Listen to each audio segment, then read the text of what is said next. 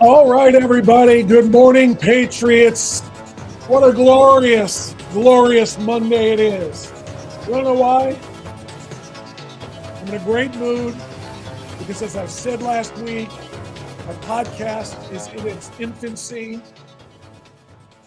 and the road to 10,000 begins with a single step, and we have just taken a very, very strong step. If you take a look at the feed right now, the Rumble channel, I should say, underneath, strictly speaking, Unfiltered with Bob France, you will see we did it. We are now at 1,000 followers. So we have achieved the first step of an enormous, enormous journey that is in front of us. And I want to blast it out with one of these. Can you dig it?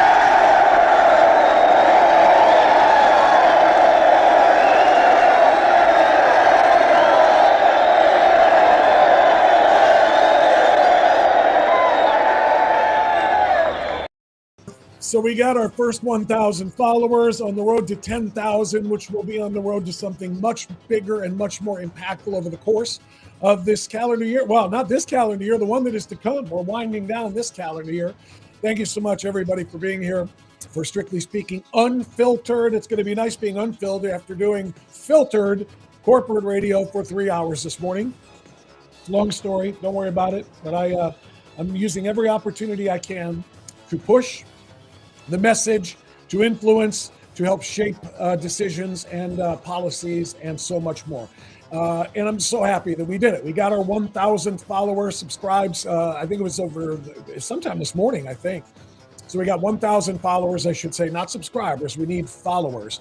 And I'm going to give you a little heads up right now. Let me chill on the music just a little bit here, see if we can do something a little bit softer underneath while we kind of get everything going this morning. There we go. Just to let you know, the show is live on Rumble. That is where it stays. That is what the entire mission is to bring people to Rumble. But we are pushing out the show to some of the other channels just so people can know it's there. So some of the listenership, viewership, and so forth of Strictly Speaking Unfiltered has been diluted over the first 2 weeks or almost 2 weeks of the show.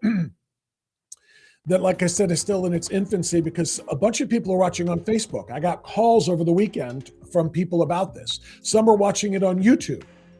And so diluting the viewership and having people watch it in different locations is fine, except for not everybody can be here giving us the likes and giving us the follows and giving us participating in the chat. The chat function has to be done within Rumble. So just a little heads up. The way the show is going to proceed going forward is we're going to start the show on 3 channels. It'll be on the Rumble channel, the YouTube channel, and the Facebook channel. Strictly Speaking Unfiltered on all. But after the first half hour of each show, we're cutting the feed to the Facebook and the YouTube because we want people to migrate over to Rumble and be a part of the chat. Because it's some of the best stuff is when you get to ask me direct questions and I can address you, kind of like it was radio call-in talk show type things like I've done for 28 years. But you can ask me questions. I can answer directly. You can ask questions of one another. It's just really a great way to do this. So coming up at 10:30, I got to set a little reminder here. Hey, Siri, set a timer for 24 minutes. At 10:30, we're gonna cut off the feed to the Facebook and the YouTube feeds, and we're gonna have everybody migrate right here to Rumble so that we can do what our goal is and get ourselves on the road to 10,000 on Rumble, not just overall. We got 70-some thousand people overall, but on Rumble, just 1,000 because this is the new place, this is the new show, and so therefore we need to get people here. So that's announcement number 1. Announcement number 2 on this Monday morning. Did I mention it was the 29th morning of the 12th month in the year of our Lord, 2025? Yeah, the year's winding down. We may have some year-end things to discuss today. But largely, we're going to discuss fraud today. Minnesota fraud. Ohio fraud. Somali national fraud. It's extraordinary. And if you've been paying attention to the news cycle at all over the last 24, 48 hours, you know the biggest story in the country is the massive fraud that has been exposed by a single independent journalist in Minnesota and Minneapolis, the Twin Cities. And the likelihood that the same exact fraud is taking place in the second largest enclave of Somali nationals in the United States after Minneapolis, and that is here in our state in Columbus, Ohio. So I've got so much for you on that we're going to cover today. We're going to watch videos.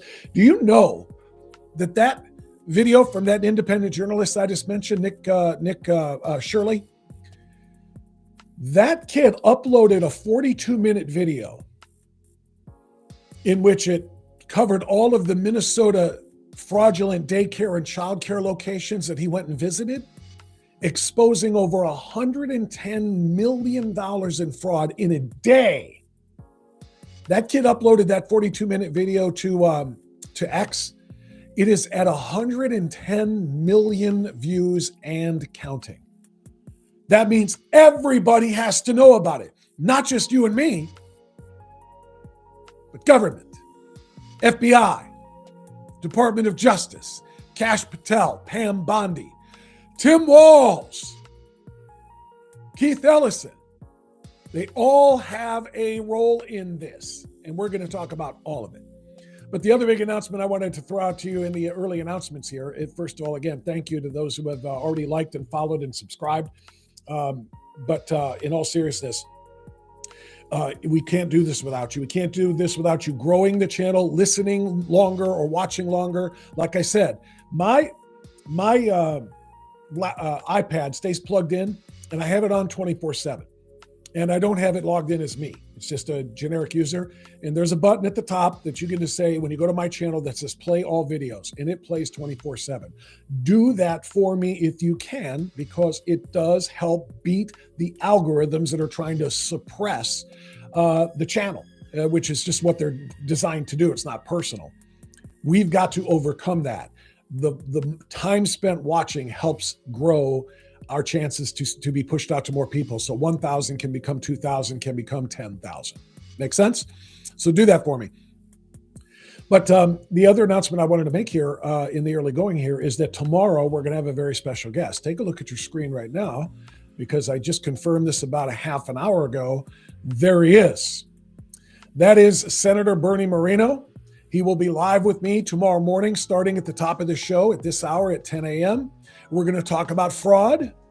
We're going to talk about healthcare subsidies and whether or not they're going to be expanded after the first of the year or extended. Everything that, everybody's healthcare premiums are hinging upon is whether or not the subsidies will be extended or if a new program will be in place in which reforms are made. We got to talk about all of it. Bernie Moreno has introduced some of those reforms in the Senate. And he's going to be live. I mean, that's all I want you to know is he's going to be live with me tomorrow on the broadcast starting at 10 a.m. And you're going to want to be here. And we will read through the chat and you can ask questions of Bernie Moreno as well. So Senator Moreno will be that handshake photo is from July or June of this past year when I was in D.C. at the White House and went into the Senate, met with Senator Moreno, Senator Husted, a few people on the House side as well.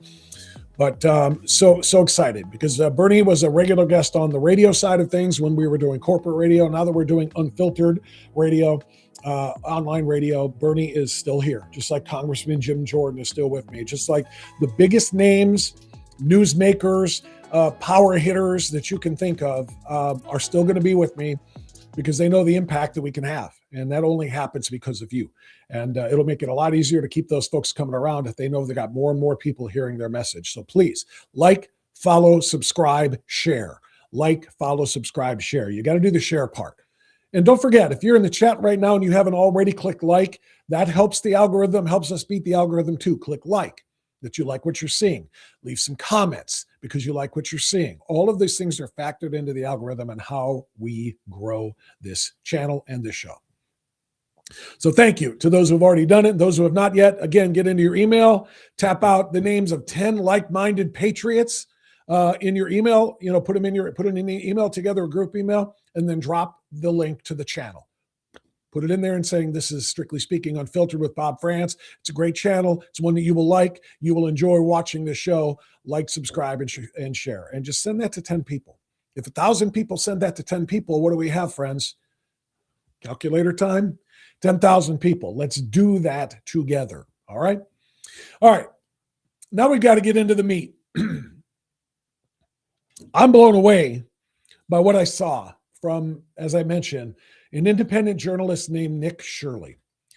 I don't know if I can pull his, I might be able to. Let me see if I can pull his account up just real quick. Because I wanted to get an accurate count of his video so far. So here he is. Let me share this tab with you, and we will pull it up on screen so that you can kind of follow along here and take this little journey together. All right. Yeah, that's Nick Shirley. Let me switch those around real quick so you can see it a little bit better, a little bit bigger. Okay, he's an independent journalist, as I mentioned, and here it is, the December 26th video. Here is the full 42 minutes of my crew and I exposing Minnesota fraud. This might be my most important work yet. We uncovered over $110 million in one day. Like it and share it around like wildfire. It's time to hold these corrupt politicians and fraudsters accountable. We all work way too hard and pay way too much in taxes for this to be happening. The fraud must be stopped. Now, before I go any further on this, and first, here's the total. What is he up to? 112 million views of this 42-minute video so far. That's extraordinary. That means no one can deny. No one can even think about offering some sort of plausible deniability. And I'm talking about anybody in Minnesota government, anybody in any government, quite frankly. Nobody can deny with plausible deniability knowing about this. Everybody knows about this now. And what I want to point out here is that the leadership in Minnesota, starting with Tampon Tim Walz, has to have known what's going on for years, ever since during Barack Obama, massive numbers of Somali nationals were allowed to come into the United States and being given citizenship so that they can elect one of their own, Ilhan Omar, to represent them in Congress. He's the reason they're here, and they are the reason this fraud exists on the level that is just extraordinary, what Nick was able to uncover. So what I'm going to do for all of us here, for our edification, to kind of make sure that we all understand exactly what was going on, I'm going to share some of these clips of the videos with from Nick Shirley with you, so you can watch them in long form. Some of them are long form. This one's about 4.5 minutes long, and it's kind of a background. Nick is the young guy here in the video that you'll watch. And let me enlarge that for you if I can. But Nick is the young guy, and his source there is a gentleman named Dave, whose last name is apparently being protected because, well, these guys might need protection, quite frankly. So Nick and Dave are going to talk about how this whole thing got started and uncovered. And I want you to watch this very closely. I'll stop it as needed for commentary. But I do want you to watch this again as closely as possible and listen, because it's not just Minnesota. It's large. The largest is in Minnesota, but I promise you, if you're an Ohio viewer right now watching, this is happening in Columbus too. And I'll give you some evidence of that too as we go this morning. But I want you to listen. And I know the other thing I was going to say in introducing this to you. Don't think for one second that because this is Minnesota, this doesn't affect your tax dollars. The tax dollars being given to these fraudulent business owners, these Somali nationals who are ripping off America. The tax dollars are federal. This is a federal state partnership. It's like funding the state Medicaid agencies. And all of the other agencies, the SNAP programs, it's a federal and state partnership. So it's not just Minnesota taxpayers being ripped off. It's you, it's me. Some of my money from my paycheck went into a check that was given to these fraudulent Somali nationals in Minnesota to run fake daycare centers. Okay, with no kids. It's extraordinary. So again, I know if you're online, you're probably among the 110 million or 112 million people who have already seen Nick's full video. But for those who have not yet, let me give you a little bit, just a few pieces of it. So we'll do this part first. How deep is this fraud here inside of Minnesota? It is far worse than anybody can imagine. You heard it's 7 to 10 billion and maybe more, and now the numbers have been revised and put out there publicly that they think it's more like 8 billion. How I got involved is that where my office is here in Minneapolis, I'm sort of in the heart of all of this fraud, and I would see these child care centers. I said, well, there aren't any kids there. It's the middle of the day, and all I see are a couple of guys standing out front smoking. And then I'd go by another daycare and I'd see the same thing. I said, well, where do these kids play? And so I started to go online and look, and I said, this place is licensed for 80 children. They had 0 children. Every time I went by there, they never had a single child there. Then I started to see all these transportation companies going around, and it was always a Somali driver. And I said, well, that's great. They're out there transportation, contributing, but they never had a passenger, never, ever once. And I said, well, what is all this transportation? What are they doing? So then I found out that in Minnesota, they have something called non-emergency medical transportation. So this is going to the dentist's office, therapy, whatever it might be. And I said, well, how many of these companies are there? And the research came back that there are 1,020 of them, and more than 800 of them are Somali-owned. Nobody from the state of Minnesota ever cross-checks to see if any rides were ever actually provided. All they did was write the check. So right here we have all this paperwork. And how are you getting all this information about the fraud? A lot of it is through my own research, and then I have some contacts at the Capitol going back many, many years. And so the data that I'm getting is 100% accurate, coming directly from research done by people at the state Capitol. All this paperwork right here, what are we looking at? The areas of fraud that I have numbers for are mostly related to childcare.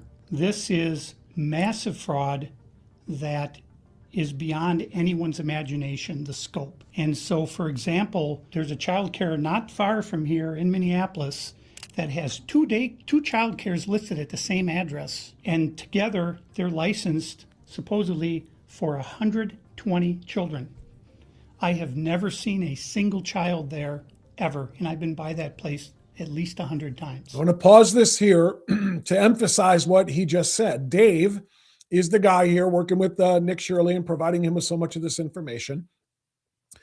120 kids are supposed to be there. Let me flip that around. 120 kids are going to be there. He has been by that location 100 times, 0 children. And they're taking millions of dollars, federal tax dollars and state tax dollars, to run this daycare for, impoverished families' children. To run that's why these grants are given, because these are people who are impoverished. They're on welfare. They can't afford. Parents have to go to work. They can't afford their daycare. So the daycare is provided by the taxpayers, but yet they're watching 0 children. The videos you're going to see are going to expose all of it. But again, this is just the tip of the iceberg. This is just a part of what you need to know. It's kind of more of the backgrounder. So let's continue. These Somalians, these groups are setting up these daycares, these childcare centers, getting money from the government, but there's no kids. No kids. Never had any of them. They're all fraught with violations, and even though they have these violations, there's still an operation and they're still getting money. And it's millions of dollars for every one of them every year. And who's getting the money? And where are they getting the money from? So we have a thing called CCAP. It's a blend of federal and state money. The bottom line is it's taxpayer money, so it's state money and it's federal money. And the problem is the people at the state of Minnesota are the ones writing the checks. This is kind of the maddening thing, is you have daycare, so you have adult daycare, and then you have child care, and then you have health care. And a lot of these same names keep coming up on all of these different types of businesses. And then, of course, we have the transportation, and a lot of those same names appear, a lot of the same addresses. There's one building that has 14 Somali healthcare companies at the same address. There's another building in St. Paul that has 22 Somali healthcare businesses at the same address. And the government knows about this. The government knows, they're writing the checks. Yeah, the Democrats over there just writing the checks. What has happened is that the Somali community is a very closed community. They will not speak to anyone outside the community and talk about what's going on within the community. They vote as a block. And so when you're a politician, you're saying, look, I've got 100,000 people in Minnesota that if I do something for the community, they're going to vote for me. And that's what it's all about, is getting the votes. And then the people here in Minnesota, you hear this term, Minnesota nice. I'm so sick of that term. The people here are so afraid of being called a racist or an Islamophobe. And they're afraid of their own shadow. Of course they are, because that's exactly part of the mission. That's how they do this. They terrify people. They make them afraid of calling out corruption when they see it, because nobody wants to be called a racist. Nobody wants to be called an Islamophobe. Nobody wants to be called a bigot.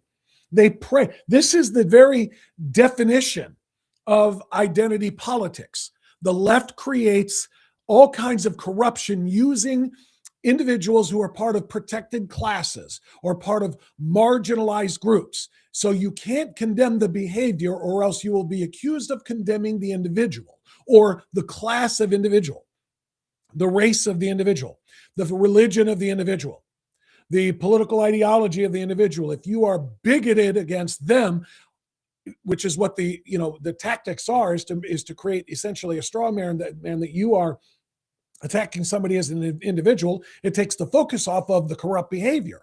It takes the focus off of what you are truly against, not the person, but what the person is doing.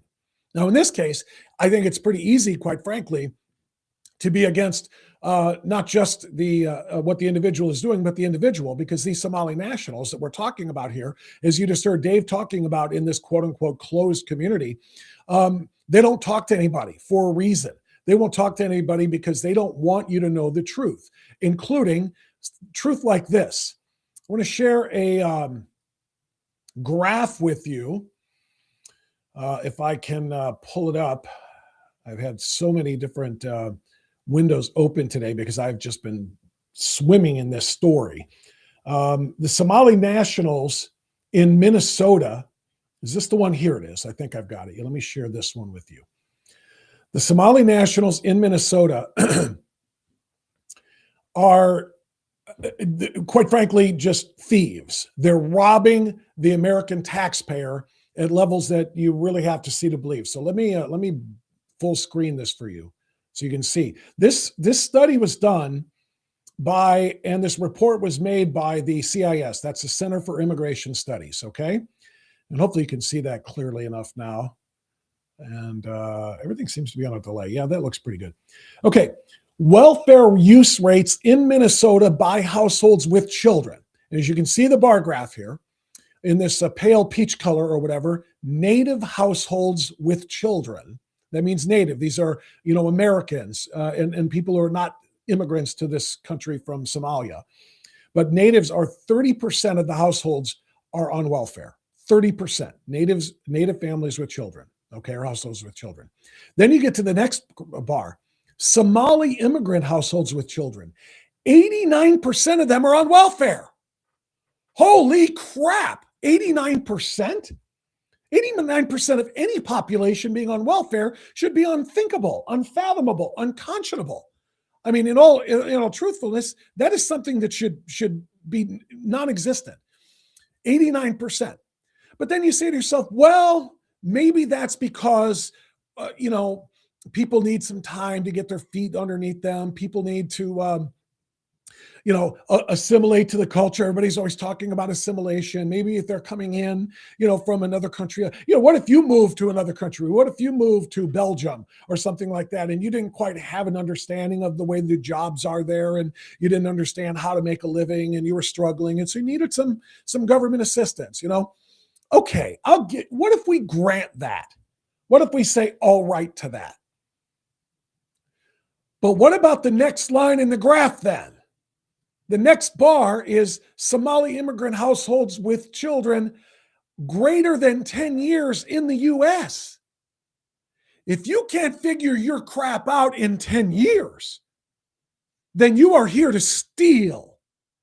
If you can't come here and find a job and get off of the government dole and stop stealing from taxpayers like me and you, and you're here 10 years, no job, you're not contributing to the economy, you're not contributing to the growth of the country, you're just soaking up the resources of the taxpayers, living off of our largesse. If that's what you are, then you're a leech. You are, as the top of the tweet there from Wilford Riley. I wanted data before any comment. Got some data. This strikes me as a non-ideal immigrant population. Damn straight, it is not an ideal immigrant population. If you have been here, as I say, for 10 years and you still haven't gotten it figured out yet, if you still haven't decided what you need to do to participate and to actually contribute to the American way of life, then you're a leech. And I don't care if that makes you sound racist or makes you sound Islamophobic or anything else. If that's who you are, then you are not a positive contributor to the society. That makes you a sponge. You are soaking up the resources in this society.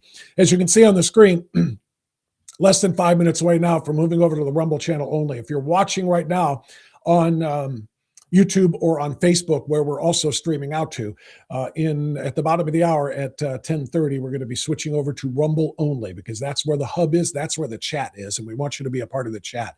Give your like, give your follow, and give your subscribe to the Rumble page, please. So in 2 minutes, we'll be cutting the live feed to the other platforms. Okay, so you just got a little bit of the backgrounder. Now let's get to some of the specific visits that Nick Shirley and his source there, Dave, what they were able to find when they went to look at some of the actual daycare centers that were receiving millions of dollars from yours and my pockets, okay, to watch children, to take care of, impoverished families' children. So here is the first stop. Here in Minnesota, massive fraud is taking place within the government and the Somali population. Here, this building alone, Quality Learning Center, is a daycare, yet they spelled learning wrong and they said leering. This daycare alone in 2025 has received $1.9 million from the government. And the strange things about these childcare centers is there's no one here right now. It's midday on a weekday. And if you were to try to go inside, it's completely closed and the windows are all blacked out. No one's working, midday, children should be in here, and this place is licensed for 99 children, and this is the outside. There's no windows, no nothing, and like I said, they literally spelt the word wrong on their sign. This is open and blatant fraud taking place here inside of Minnesota. The government is complicit with this, and this is just one of the hundreds of child daycare centers here inside of Minneapolis being ran by the Somali population. It's sad that it's happening here in Minnesota, and it stinks that it's happening and it's being labeled on the Somali population. However, that's just the facts of what's happening here inside of Minnesota. $1.9 million for this daycare center that can't even spell learning right. All right. Here in Minnesota. Let's break some of that down for a moment or two, shall we? So what we have, as you can see, let's switch that around again. Look at that building. Aside from what the facts that he presented, they took $1.9 million in federal/state grants to help provide daycare for children of families that need assistance. Okay? Look at the building. Does that look like a daycare center to you in any way, shape, or form? I'm just going to kind of zoom over a little bit, or not zoom over, but scroll over a little bit. Look at it. Look where it is. It looks like it's in some sort of industrial park. I don't know. That looks like the side of a warehouse, if anything. They slapped the door in the middle of the warehouse and put a sign above it that said, here's our daycare/learning center. And the Somali nationals who don't spell in English very well can't spell the word learning that they're supposed to be teaching the kids how to learn. Leering Center, as you can see on that sign. And then again, look at the door and look at the building and look at the location. Look at the grounds. Look at the grounds even as he walks. Look at that. Does that look like a safe place for kids to be dropped off to go to a daycare center or a leering center or anything else? I mean, potholes, unpaved roads or parking areas. And again, do kids come outside and play? Do kids get to do any leering outside? Not in a building like that. What about looking outside? Can the kids at least look outside? No, they can't, because guess what? No windows. That's supposed to be a place where children are learning. Holy crap. And they get $1.9 million. The people inside that door get who won't answer it, $1.9 million to not teach children, to not teach them how to leer. I'm sorry, I'm going to keep playing off of that. So that's just one example. Nick has a whole bunch, and I don't know how many of them I'm going to want to do with you, except maybe I kind of want to do all of them with you. All right, let's do another one here. This is, as you can see on your, well, let me share it for you. Sorry. Now you can hopefully see it on your screen. This is one of Nick's posts from earlier this morning, 7 hours ago. Sweet Angel Childcare receives $1.26 million in CCAP funding. Their phone number goes directly to the office of the governor, Tampon Tim himself. How does this go? So guys, this is absolutely mind-blowing. So I was watching the most recent video by Nick Shirley exposing these daycare centers. Now, they're going daycare to daycare, and the next one that they go to is called Sweet Angel Childcare. This is where they show up to. And this is the business right here. Sweet Angel Childcare in Minneapolis, Minnesota. Now, listen to where this phone number goes to when you call this childcare center.